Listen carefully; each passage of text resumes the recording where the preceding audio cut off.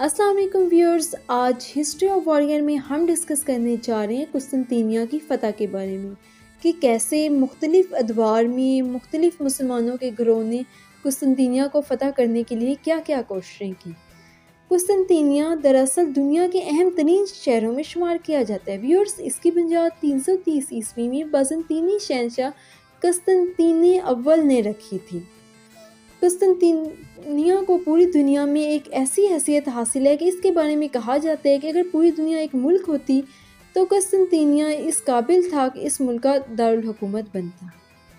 جب مسلمانوں نے بازنطینی سلطنت کے ساتھ جہاد شروع کیا تو اس شہر کو اس جنگ میں ایک خاص مقام حاصل تھا، اسی لیے رسول صلی اللہ علیہ وآلہ وسلم نے اپنے صحابہ کرام کو کئی موقع پر اس کی فتح کی بشارت دی۔ ان میں سے ایک موقع غزوہ خندق میں پیش آنے والا واقعہ ہے۔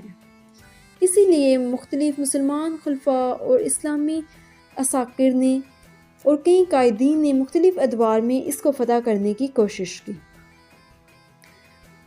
کیونکہ آپ صلی اللہ علیہ وسلم نے یہ بشارت دی تھی کہ قسطنطنیہ جس شخص کے ہاتھ پر فتح ہوگا وہ بہترین امیر ہوگا اور وہ لشکر بہترین لشکر ہوگا۔ اسی لیے حضرت امیر معاویہ رضی اللہ عنہ کے دور خلافت سے اساکر اسلامیہ کے ہاتھ اس کی طرف بڑھتے رہے۔ قسطنطنیہ پر مسلمانوں کی طرف سے سب سے پہلا حملہ 24 ہجری میں ہوا، لیکن یہ حملہ کامیاب نہ ہوا۔ پھر امیر معاویہ کے دور خلافت میں کئی دوسرے حملے بھی ہوئے، لیکن سب ناکام رہے۔ آخر ایک بہت بڑا حملہ بھی ہوا۔ یہ حملہ سلیمان بن عبد الملک کے دور حکومت میں 98 ہجری کو ہوا۔ لہٰذا قسطنطنیہ پر حملوں کا سلسلہ جاری رہا، یہاں تک کہ عباسی خلافت کے ابتدائی دور میں بازنطینیوں پر بہت زیادہ حملے ہوئے۔ نہ تو قسطنطنیہ فتح ہوا، نہ اس کی دفاعی پوزیشن کو کوئی زیادہ نقصان پہنچا۔ البتہ بازنطینیوں کی حکومت کی داخلی صورتحال پر اس کے اثرات بہت زیادہ مرتب ہوئے۔ بالخصوص ہارون الرشید کے عہدِ خلافت میں 190 ہجری کو جو حملہ ہوا اس نے اس حکومت کو جھنجھوڑ کر رکھ دیا۔ اس کے بعد ایشیائی کوچک میں کئی ریاستیں جنم لیں، جن میں سلجوقی ریاست بڑی اہمیت کی حامل ہے۔ اس کا فرمانروا سلطان الپ ارسلان بڑا بہادر اور مجاہد تھا۔ اس نے 464 ہجری میں ایک جنگ کے دوران روم کے بادشاہ ڈیمونوس کو شکست فاش دے کر قسطنطنیہ کو ہلا کر رکھ دیا۔ البتہ عظیم سلجوقی سلطنت کے کمزور ہونے کے بعد کئی سلجوقی ریاستیں سامنے آئیں، جن میں سے سلاجقہ روم بڑی شہرت کی حامل ہے۔ 8ویں صدی ہجری میں سلاجقہ روم کی جگہ عثمانیوں نے لے لی اور قسطنطنیہ کی فتح کی کوششیں ایک بار پھر شروع ہوئیں۔ اس کی ابتدا اس وقت ہوئی جب بایزید نے فتح قسطنطنیہ کی کوشش کی اور 796 ہجری میں بڑی شدت سے قسطنطنیہ کا محاصرہ کیا۔ سلطان نے شہر کا محاصرہ اس شدت سے کیا کہ بازنطینی بادشاہ سے مذاکرات کے دوران یہ مطالبہ کیا کہ وہ شہر مسلمانوں کے حوالے کر دے، لیکن وہ ٹال مٹول سے کام لیتا رہا اور مذاکرات کو تول دے کر اسلامی فوجوں کو قسطنطنیہ سے پیچھے دھکیلنے کے لیے یورپ سے مدد طلب کرتا رہا۔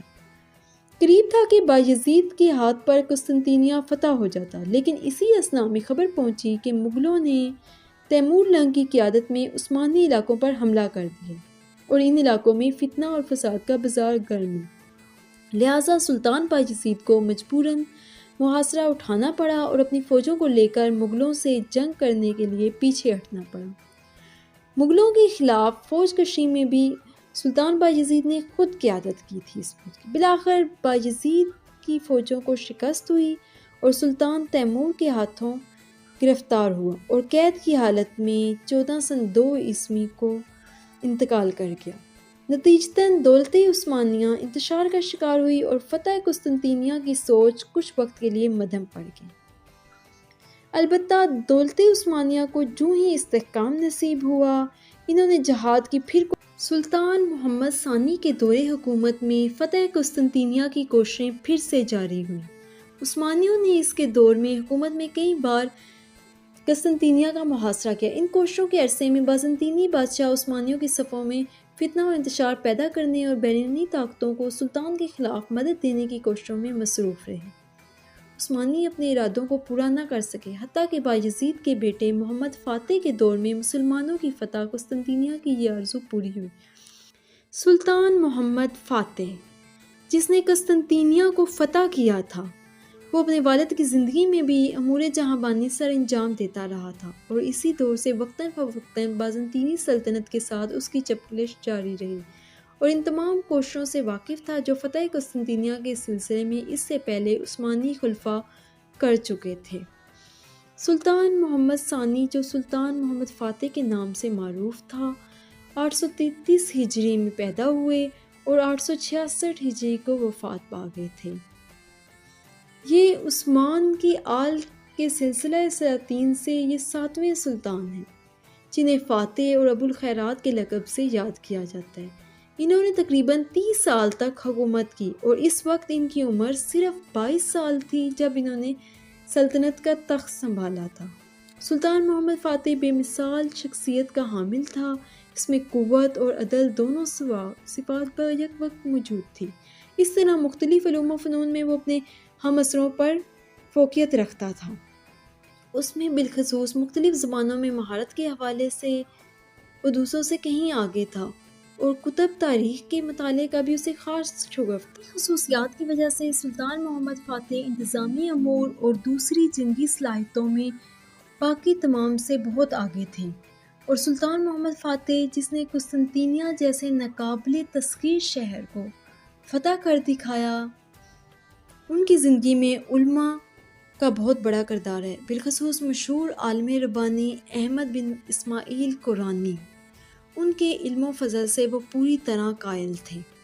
اس کے علاوہ سلطان محمد فاتح کی شخصیت میں شیخ آق شمس الدین کا کردار بھی بہت نمایاں ہے۔